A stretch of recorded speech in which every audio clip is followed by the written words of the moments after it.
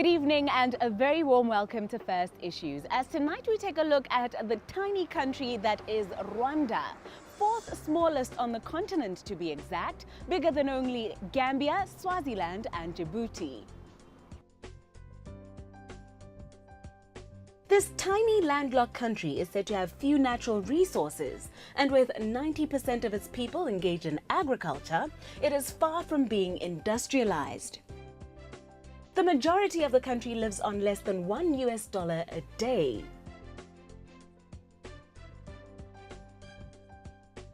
To add to this so far uninspiring profile is the horrific legacy left by 100 days of violence in 1994 that saw 800,000 Tutsis killed by ethnic Hutu extremists.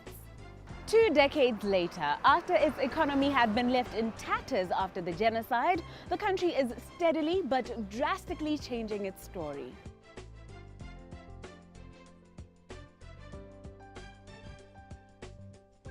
Firstly, it is now one of the fastest growing economies in Central Africa. Secondly, Rwandans are said to be healthier and wealthier. The country reduced the percentage of people living below the poverty line by 13%, from 57% in 2005 to 45% in 2010. And to top this all off, the country has consistently been given far better rankings in terms of competitiveness than the majority of African countries, coming in third after shooting stars Mauritius and South Africa in the latest Global Competitiveness Report. Rwanda was ranked 5th globally for having a secure environment for business to thrive, scoring 6.2 out of a possible 7 points. These are just mere indicators of President Paul Kagame's far grander ambitions for the country, however, which are to boost GDP 7-fold, find paying jobs for half of Rwanda's subsistence farmers, nearly quadruple per capita income to $900, and turn his country into an African center of technology, all by 2020. Business magazine Fast Company writes that just as the Asian tigers arose as export-led middle-income economies in the 20th century, Rwanda wants to emerge as the African gorilla in the 21st. In the article titled Rwanda Rising, the author refers to the country as Rwanda Inc., saying it has developed a new model of economic development.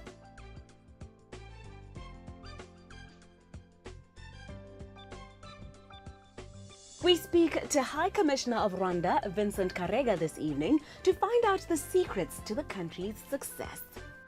The secret is leadership, because bad leadership took the country to the lowest levels, and good leadership that cares about governance, about education, about infrastructure has turned around the fate of Rwanda from the worst situation into a situation of hope, whereby we have been growing consistently for the last 15 years at an average of 7 to 8%. The government's commitment to this level of growth is said to stem from a belief that economic success will curb the likelihood of a return to the atrocities that were witnessed in 1994. Would you say there's some truth in this? Yeah, we can't say the cause of atrocity was poverty, but we also believe in an environment of extreme poverty.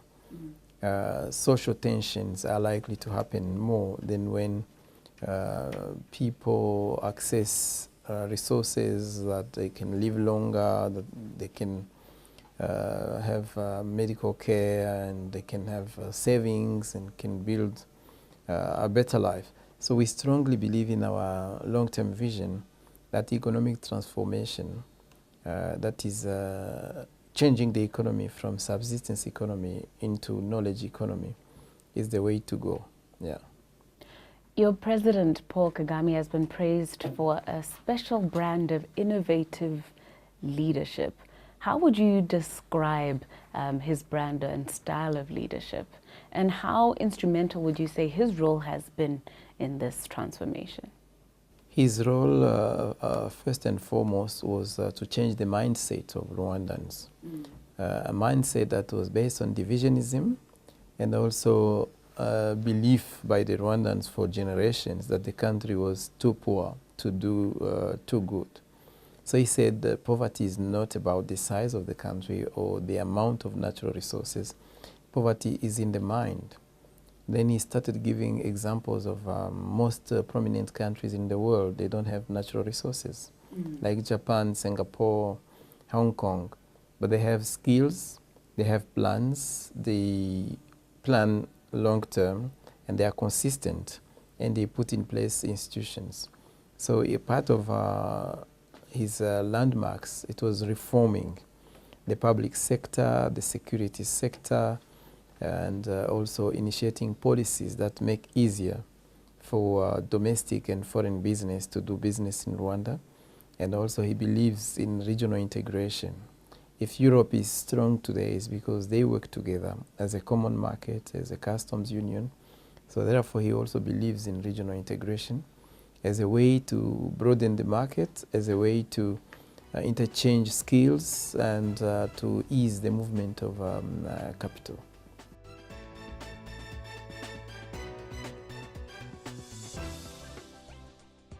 Welcome back to the program as we continue this evening to look into the secrets behind Rwanda's rise to success. President Paul Kagame has been praised for innovative leadership, courting international business people and forging lucrative relationships from such connections. How instrumental has his role been in this transformation? It was not easy at all, and that's why we find our president as a special person. Because initially he seemed to kind of believe in it alone with few people. But it took time. It required a lot of mobilization, a lot of motivations, a lot of training, especially for the young people and the civil servant, to understand that without competitiveness, without patriotism, without hard work, without systematic way of work, without technology and innovation, it's very difficult to achieve something.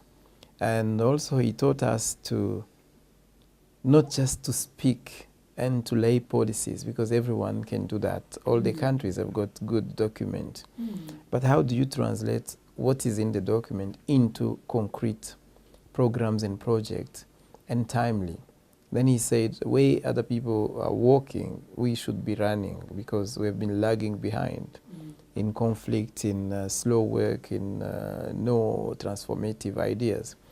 So that driving force, that pressure to monitor what we do, that pressure for accountability and for results is what has really made the Rwanda culture to change, and the Rwanda people to start having confidence and believing into themselves. Now the youth, the women, everybody is like creative and hardworking. So it is happening without any further push like it used to be before. Now the role of the leadership is to think of new ways of doing things to top up on what we've been achieving, that we can call the solid foundation.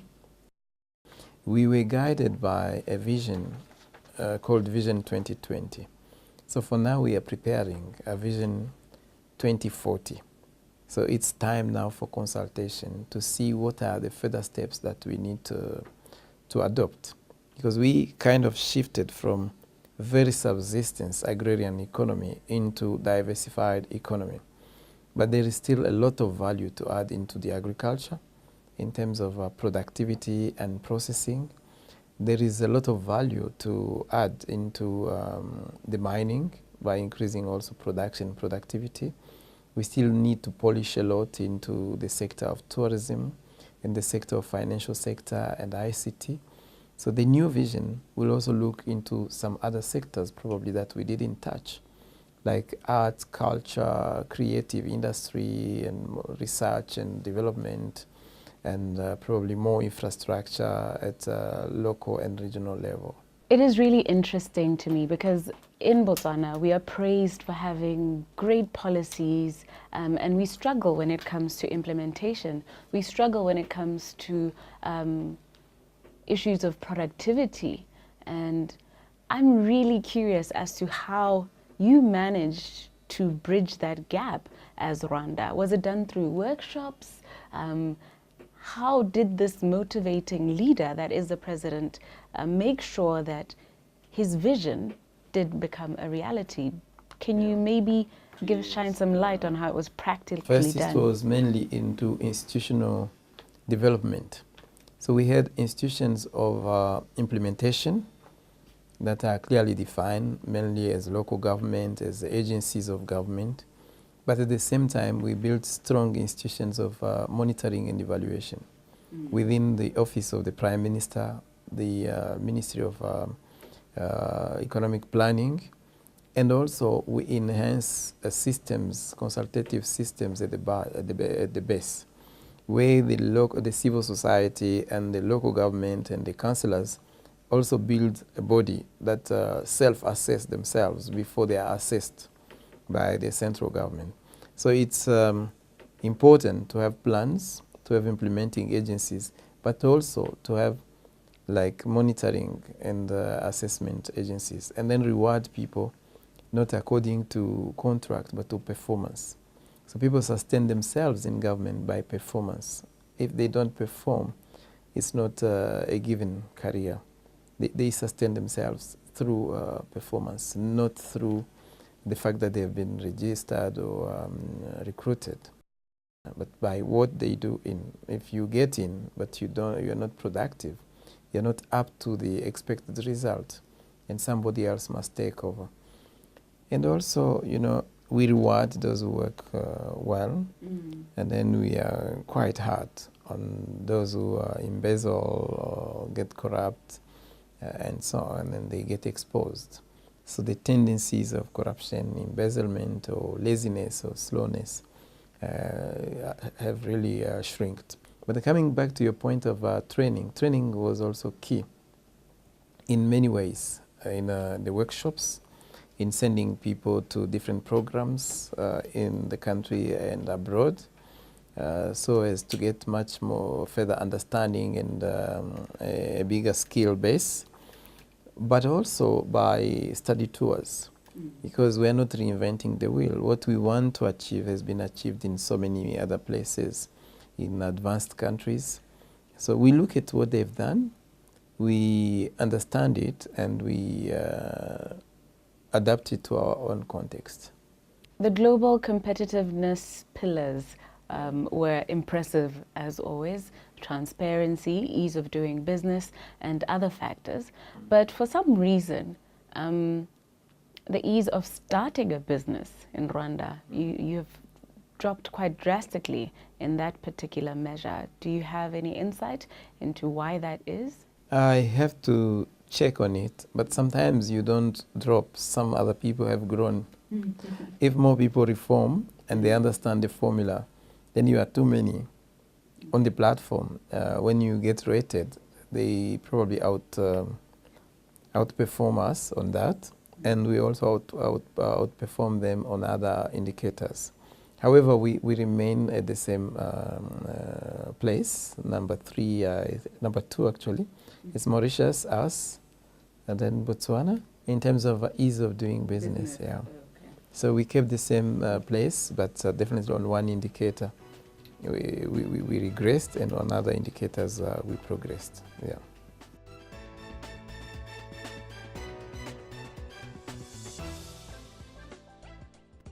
Welcome back to the program. As in this segment, we continue to look at business cultures and opportunities to be found in different countries. Tonight, turning our attention to the southern African nation of Malawi. Bordered by Mozambique to the south and west, Zambia to the east, and Tanzania to the north, and with an estimated population of 16.8 million as at 2014, Malawi has been able to make important economic and structural reforms and sustain its economic growth rates over the last decade with the support of the International Monetary Fund and the World Bank.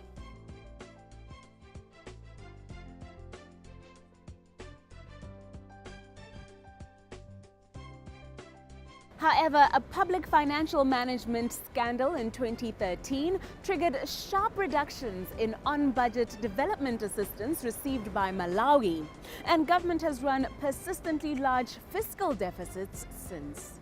And despite the developments made in the past decade, poverty is still extremely widespread, with the 2010-2011 Integrated Household Survey showing that almost half the population lives in poverty and a quarter lives in extreme poverty.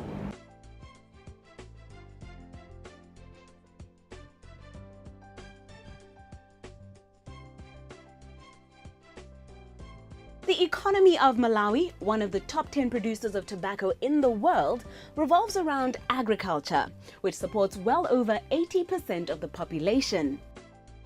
But with tobacco accounting for most of the country's agricultural export earnings, this means that a bad weather year can mean a significant hit in earnings. Manufacturing in the small landlocked country is said to be minimal, and most industry is based in or around the commercial city of Blantyre in the south. Dr. Hanet Bokrezion, the author of 101 Ways to Make Money in Africa, points out that with Malawi dropping to a new low at 164th out of 189 countries in the World Bank's Index of Ease of Doing Business in 2015, it is one of the most difficult countries to do business in on the continent. But that opportunities do exist in dairy production, promoting the country as a tourism destination, capitalizing on Malawi's underutilized AGOA membership status, soybean processing, and more.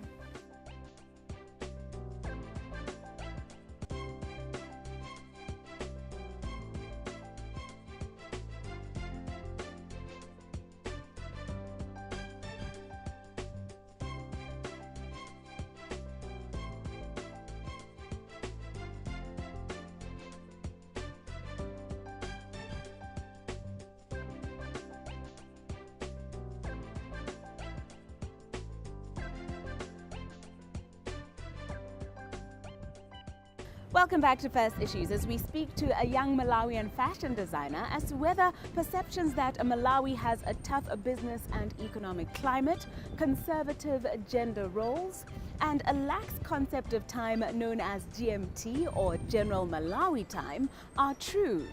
We headed to Fego Cafe in Gaborone CBD recently to get his views as to the realities of doing business in his home country.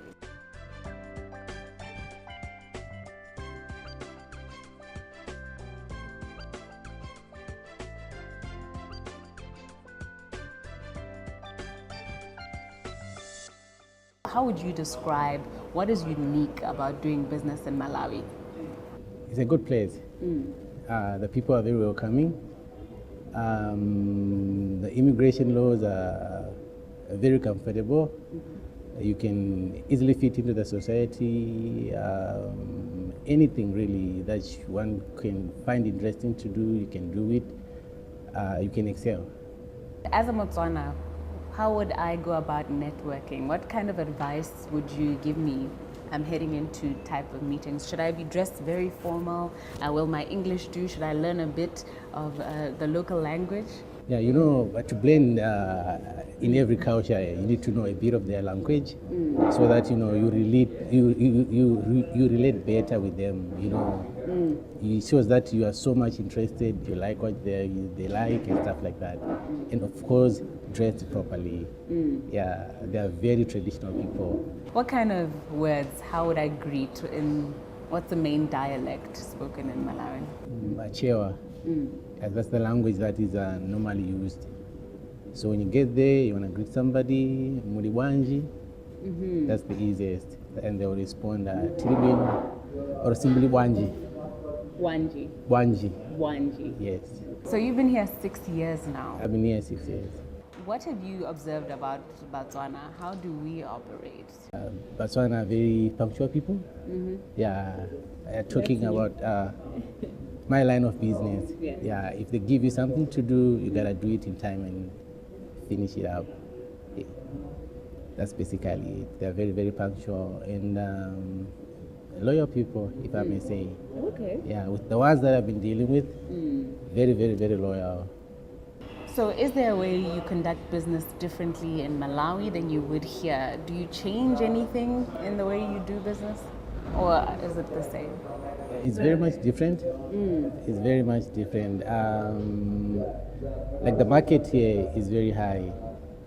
So obviously you gotta keep learning and keep up with the standards, like the worldly standards of fashion and dress. Yeah, of which back at home it's not like that. People are still way years behind. People are still way years behind. So here you gotta keep up with the standard. You gotta be on your toes each and every minute. Yeah. So as a fashion designer, I'm sure it's a very interesting market to be serving and working in. Very true, very true. People love dressing up here. People wear suits 6 days in every week. So that's a good market for me. That's a good market for me. Yeah, I can't complain. It's all good.